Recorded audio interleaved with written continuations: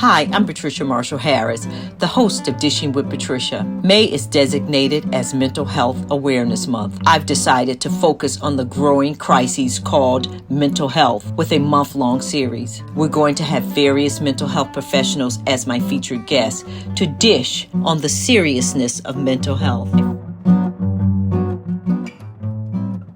Welcome back to Dishing with Patricia. My guest today is Dr. Richard Snyder. Dr. Snyder is the VP of Facilitated Health Network for Independence Blue Cross.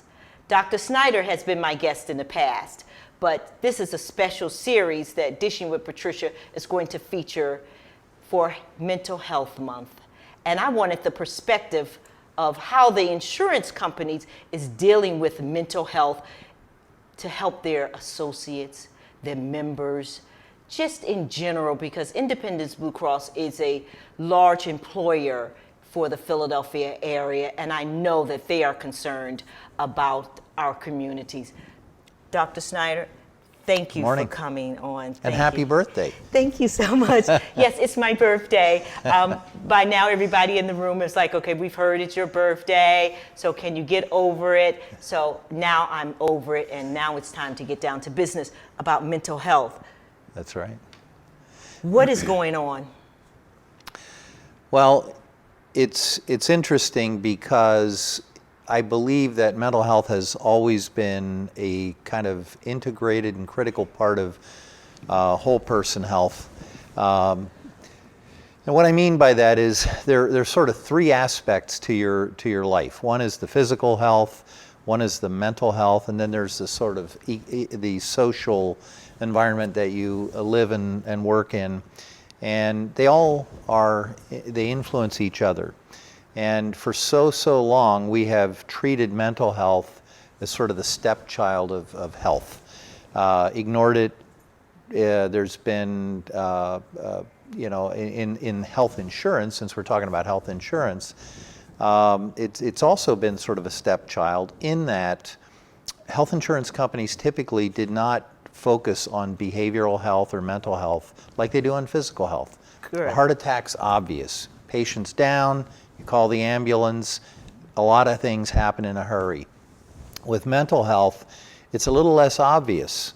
Someone who's hurting may not be visible to their friends or family as hurting, and therefore they may not get help in the same way or at the same speed as someone who's got a physical health problem.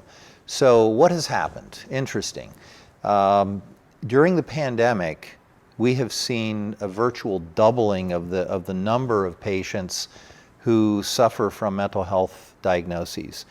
The 2021 U.S. government statistics suggest that 1 in 4 to 1 in 5 people have a mental health diagnosis.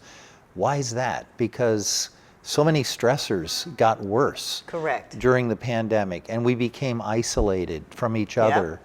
So the support systems that traditionally were there to help you were gone. Right. And it just exacerbated things. To complicate it, substance use disorders became more prevalent as well, as people substituted alcohol or drugs for the interactions that they had socially or in the workplace in the past. So we have seen a rise in not only the prevalence of these diagnoses, but I think the really good part of it is a greater willingness of people to open up and talk about it. The reason why I've chosen to talk about mental health in my platform is that it has touched our family. So it's important to me that we discuss this, but it's also important to hear perspective from the insurance company, because I'm finding when I was maneuvering this for my family member that insurance is an issue. So how is the insurance companies addressing this that's making it easier for you to obtain the help that you need? What are you going to do to help me? So I mentioned at the beginning that behavioral health and mental health and substance use disorder have always been treated almost as a secondary part of the insurance product. A lot of insurance companies have carved out, meaning they hand off responsibility for building networks, for paying claims, for customer service to an outside company that is expert in managing mental health disorders. The trend now, as we realize that we have a crisis, Yes. and we need to get control of it, there are a number of things that we're focused on. One, we realize that there just aren't enough behavioral health providers to deal with all the people who have a diagnosis, who suffer from mental health illness. And so we are focusing on trying to grow the number of providers and to grow the kinds of tools that can help people. Because on a continuum, you know, there aren't too many people, maybe somewhere between 1% and 4% of the population, that is what we call seriously mentally ill, to the point that they are both very debilitated in their day-to-day lives and very costly for an insurance company. And in that population health pyramid at the bottom, you have a lot of worried well people, and somewhere in between there's pretty large numbers of people with mild and moderate depression, anxiety, eating disorders, on and on and on. Medication and therapy could assist So in that. in a world where we don't have enough therapists, Right. we need to look to alternatives. And Independence, as an example, has focused on building out an ecosystem of services that include psychiatrists, psychologists, therapists, support staff. And even with all the people in this community providing care for those with mental health issues, there aren't enough. So we also need tools, and there are tools that are effective. Some people prefer to do things virtually, so telemedicine has become extremely popular in mental health. That's good. You know, close to half of the services now are performed virtually through telemedicine.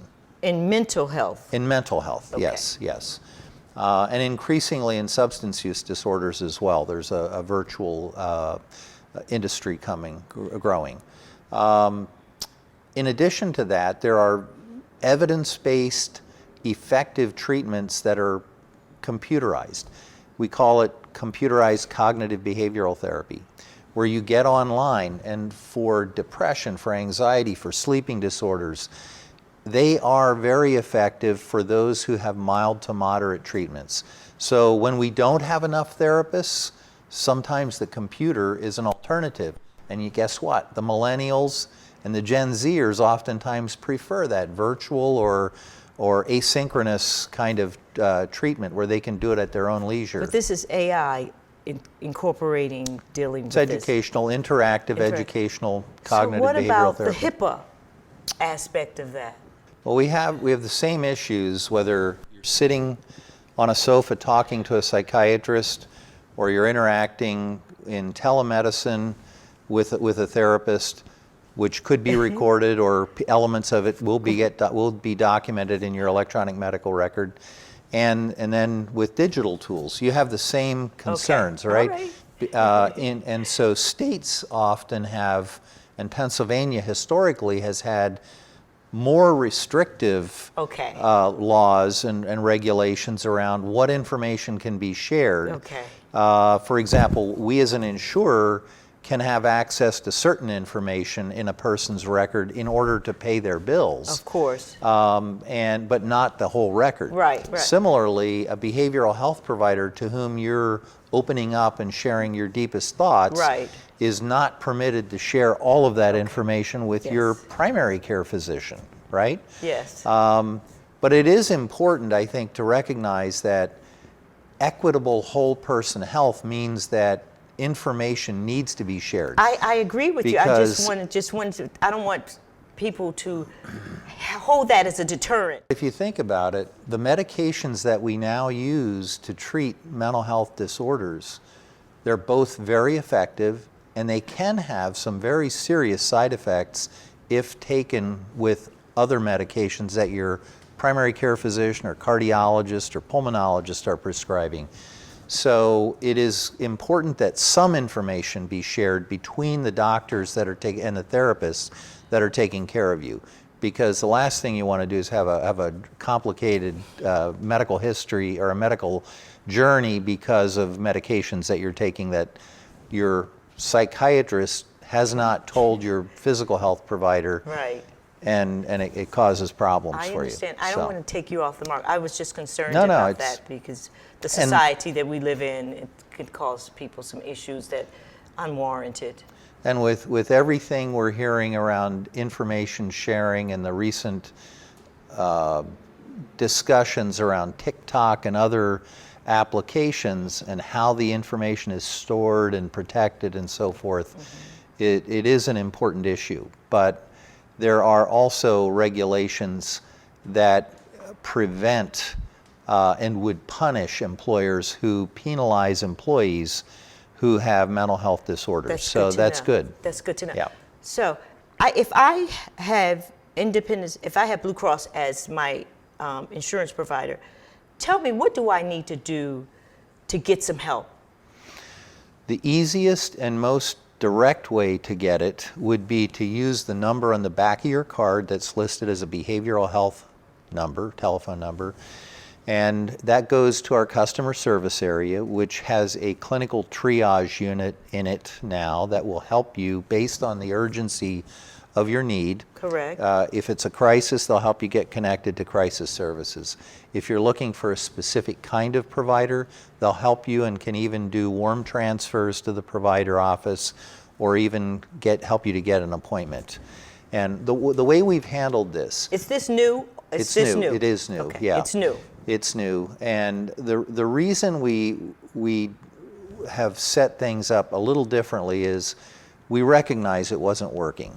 So we have partnered with a platform company that connects physical health providers and behavioral health providers so they can share information, to your point, in a HIPAA compliant way with each other to take better care of patients.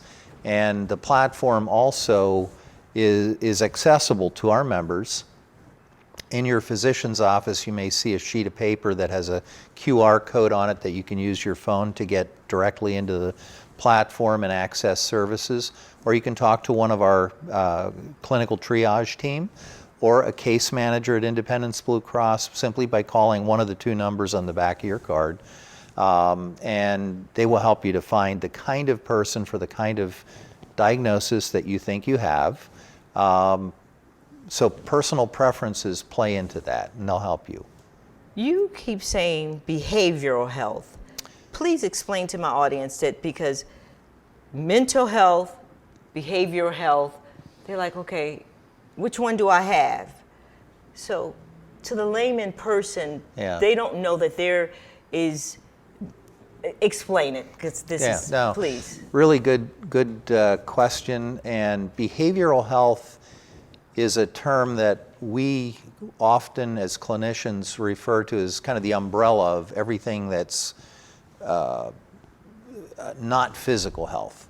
And so it includes mental health, so depression, anxiety, eating disorders, that sort of thing, but it also includes substance use disorders, which could include alcohol and drugs. So the whole array, the range of disorders, we roll up to behavioral health. Not the other way around. Not the other way around. Mental health typically is defined as the depression, anxiety, eating disorder, schizophrenia, bipolar disorder, obsessive compulsive disorder.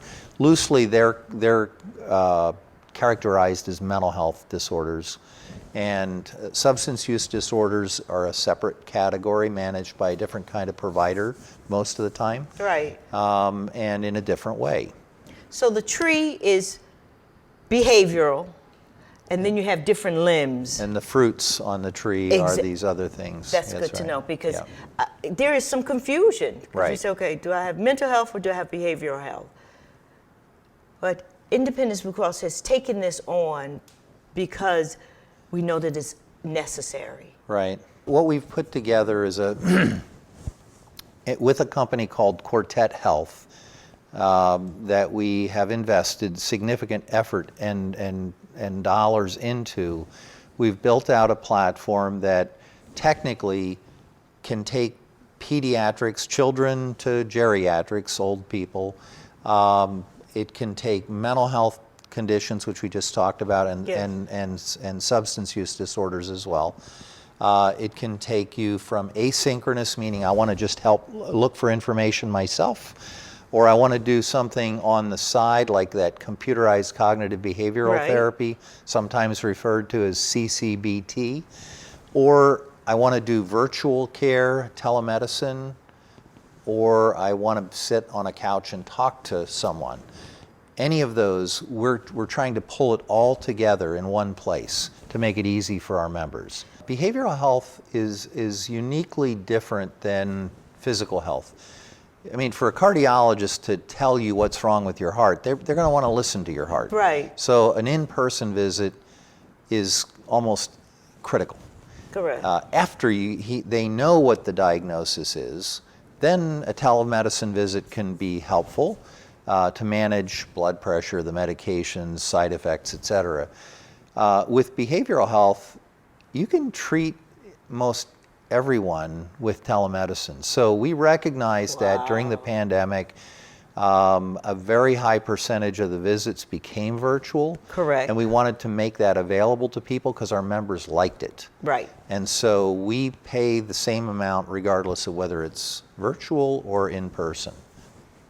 What about diversity in the therapists? It's a great question, and we don't have enough diverse, regardless of whether you're talking male versus female, female, right? Mm-hmm. Black, brown, Asian. We don't have enough therapists or psychiatrists or psychologists. What we've done to augment the network is contract with companies that provide virtual services and have a disproportionately high percentage of their providers are diverse. And so essentially what we're doing is we're taking people who don't live here in Philadelphia and making them available to our members to try and augment or grow the percentage of our network that is diverse, because it's critically important. Yes, it is important. As a provider and as an insurance company, as I said earlier on, you guys employ a lot of people in the state of Pennsylvania, but in the city of Philadelphia. Absolutely. Can you give me some suggestions for some resources? Because not everyone can afford to go see a doctor or practitioner to get them some help. So I know you all have a foundation. Independence has a foundation. That's correct. But what other entity within your group of companies can people get some services without, quote unquote, it costing so much money? Right. So, or income based or something like that. Yeah. So if you Google MINDPHL, it'll pull it up online. Okay. So that's generally available to everybody. Mm-hmm. The information there. There's information on individual services or therapy, group sessions, online materials, educational sessions, etc. Now let's talk about insurance companies. Yes. In the Medicaid space, so Keystone First, Health Partners plans, etc., it's interesting because each of the counties in Pennsylvania, the dollars for behavioral health have been carved out and given to the counties. Mm. So I will provide you with a list for the 5 counties in southeastern Pennsylvania, what is the name of the entity that you would reach out to for behavioral health care, and as well, what is the phone number to do that. But you can also call the number on the back of your insurance card, your Medicaid card, and they can make the connection for you. At Keystone First, which is our subsidiary, there are people who are trained to interview you, talk to you, and get you to the right place. Whether it's, Philadelphia County, Delaware County, Chester County, doesn't really matter. They'll help you. And when you move into the commercial insurance area, again, I would say the easiest way to get care is to call the phone number on the back of the card. listed on our case as the behavioral health number. And that can get the journey started. Now, the alternative would be to go on the website for the insurance company, and there's some general information sitting in front that you can access even if you're not a member about services and benefits. And then more specifically for the plan that you purchased or that your employer purchased for you, you can log in under that plan and see additional information, including access to the network and some specifics around what you might be looking for, personal preferences and that sort of thing. So we know that, people can take a leave for maternity. They can take leave for a number of other issues. What about when you're having a mental health crisis? Is that something that is within your system? That if I feel like I've been diagnosed with depression. So do you have a leave of absence within your system that? For our associates, our employees? Yes, and as well as your, I guess someone that is that offered? A member. Yes. Well, so the benefits would be designed by the employer group. Of course. Right? So the benefit, how many days you have for any kind of illness would be defined in the plan that you get. But what I encourage employers to do is to support people who are getting it. Now, I'm going to give you a couple of examples. We know that for people who suffer from substance use disorder, the difference in cost to an employer, the person who typically funds a large part of the cost of the insurance for you, the difference in cost between getting treated and not getting treated is very significant. In substance use disorder, if you're talking opioid use disorder, for every 10 patients that you treat and keep them treated, you as the employer save $1 million. Wow. It's a lot of money. Yes, it is. Right? Because if you don't treat it, there are a lot of medical costs that occur. In addition, when you treat behavioral health diagnoses, whether it's depression or anxiety, there's some really other good benefits that you as the patient and your employer gets. I'm going to give you a couple of facts from some work that we've done. Right. We have been focusing on putting behavioral health providers into physical health provider offices. We want everybody to be screened when they come into the office for behavioral health diagnoses, because a lot of times the stigma or otherwise, you're not willing to share that with your provider. Correct. So we want, in primary care physician offices, we want a behavioral health provider to screen patients and treat the mild to moderate, and the really more severe cases can get referred out to more specialists in that area. What we've noticed is when you have diabetics who are not in good control and they suffer from depression or anxiety, if you treat the depression and anxiety, within 6 months, a third of them have normal blood sugars, essentially good control. And they're doing better in their mental health as well. Right. And the cost is less than it was when they were not treated. Right. For hypertensives, for people with high blood pressure, after 6 months, 2/3 of them have normal blood pressure. Wow. And I think I may have mentioned this in our previous podcast, but it's a fact. It remains true. If you're thinking about hurting yourself, or if you're really depressed, are you really going to focus on taking your medicine or exercising or eating properly? You're not. Right. Right? Right. You got to feel good about yourself in order to have pride and look out for yourself. So we want to treat patients holistically.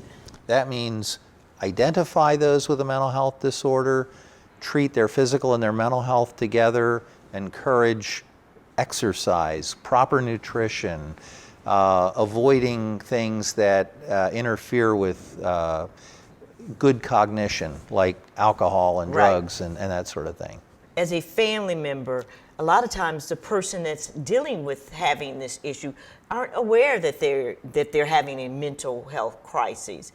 It's the family member that is observing, you've changed, you're irritable.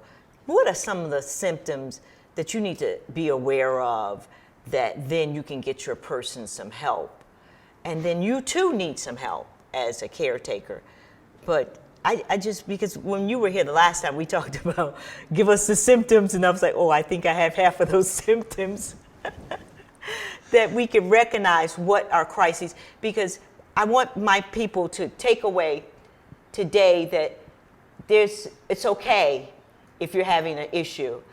The stigma behind it is that 1 in 4 is having it. So it's a whole lot of us out here, a whole lot of other folks out here having it. So don't be boggled down with that.